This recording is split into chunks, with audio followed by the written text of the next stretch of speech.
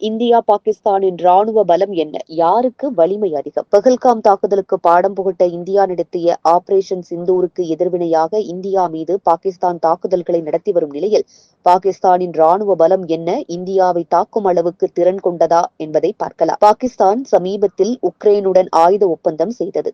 இதில் MGS பீரங்கி வாகனங்கள், M109 மற்றும் BM-21 பீரங்கிகளில் பயன்படுத்தப்படும் 155mm மற்றும் 122mm ரக குண்டுகள் உக்ரைனுக்கு ஏற்றுமதி செய்யப்பட்டதால் பாகிஸ்தானில் பீரங்கிகள் மற்றும் குண்டுகள் கையிருப்பு வெகுவாக குறைந்தது. இந்த தகவலை கடந்த 2ஆம் தேதி நடைபெற்ற பாகிஸ்தான் ராணுவ கமாண்டர்கள் மாநாட்டில் உயர் அதிகாரிகள் சுட்டிக்காட்டி கவலை தெரிவித்தனர். இந்தியா பாகிஸ்தான் இடையே தீவிர போர் ஏற்பட்டால் பாகிஸ்தானிடம் இருக்கும் பீரங்கி குண்டுகள் மற்றும் வெடிமருந்து பொருட்கள் 4 நாட்களில் தீர்ந்துவிடும் நிலையிலேயே உள்ளது. பாகிஸ்தானின் வெடிமருந்து தொழிற்சாலைகளில் உள்ள உற்பத்தி இயந்திரங்கள் மிகவும் பழமையானவை. மாபெரும் பொருளாதார நெருக்கடியில் சிக்கி தவித்ததால் வெடிமருந்து தொழிற்சாலைகள் பாகிஸ்தானால் நவீனப்படுத்த முடியாமல் போனதாக கூறப்படுகிறது. இதனால் இந்தியாவின் வேகத்துக்கு ஈடு கொடுத்து குண்டுகளை தயாரிப்பது என்பது சந்தேகமே. அது மட்டுமின்றி பாகிஸ்தான் ராணுவம் பீரங்கி படையைத்தான் அதிக அளவில் சார்ந்திருக்கிறது. அந்த படைக்கு தேவையான தளவாடங்கள் குறைவாக இருப்பது பாகிஸ்தான் ராணுவத்திற்கு பாதிப்பையே ஏற்படுத்தியிருப்பதாக தகவல்கள் வெளியாகியுள்ளன. சர்வதேச அளவில் சக்தி வாய்ந்த ராணுவ பலம் கொண்ட நாடுகளின் பட்டியலில் இந்தியா 4வது இடத்தில் இருக்கிறது. அதுவே பாகிஸ்தான் 12வது இடத்தில் உள்ளது. பாகிஸ்தானின் ராணுவ வீரர்களின் எண்ணிக்கையோடு ஒப்பிடுகையில் இந்தியாவின் ராணுவ வீரர்களின் பலம் 3 மடங்கு அதிகம்.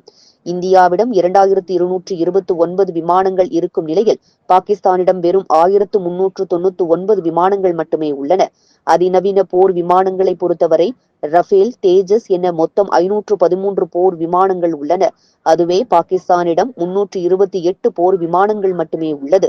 தாக்குதல் ஹெலிகாப்டர்கள் இந்தியாவிடம் 80 இருக்க பாகிஸ்தானிடம் 57 மட்டுமே உள்ளது. அது தவிர இந்திய ராணுவ தரைப்படையிடம் சுமார் 22 லட்சம் ராணுவ வீரர்கள், 4201 டாங்கிகள், 1.5 லட்ச கவச வாகனங்கள், 100 சுயமாக இயக்கப்படும் பீரங்கிகள் மற்றும் 3975 இழுத்துச் செல்லக்கூடிய பீரங்கிகள் உள்ளன.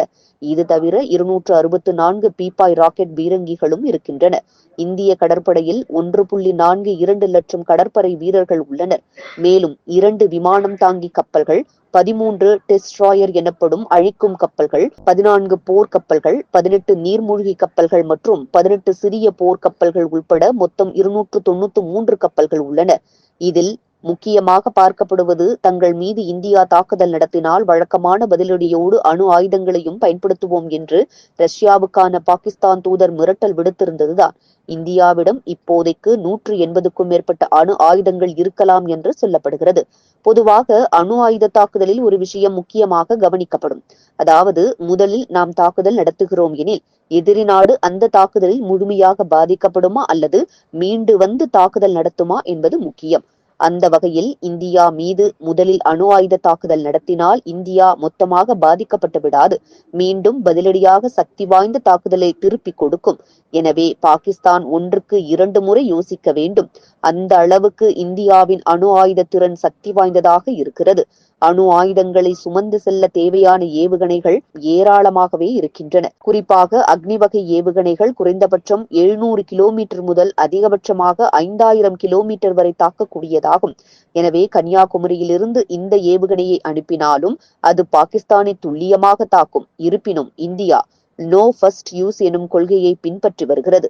அதாவது ஆயுதங்களை நாங்கள் முதலில் பயன்படுத்த மாட்டோம் என்பதுதான் இந்த கொள்கை. இதே பாகிஸ்தான் வசம் 170 எண்ணிக்கை வரையிலேயே அணு ஆயுதங்கள் இருக்கின்றன. ஷாஹின், கௌரி மற்றும் நாசர் என்கின்ற பெயரில் பாகிஸ்தான் சக்தி வாய்ந்த ஏவுகணைகளை வைத்திருக்கிறது. இவை சக்தி வாய்ந்தவையாக இருந்தாலும் இவற்றால் நீண்ட தூரத்திற்கு போக முடியாது. வெறும் 2700 கிலோமீட்டர் தூரம் மட்டுமே பயணிக்க கூடியது. இதனால் பாகிஸ்தான் இந்தியா மீது கை வைப்பது என்பது யமனுக்கே மிஸ்டு கால் கொடுப்பதற்கு சமம் என்கின்றனர் வல்லுநர்கள்.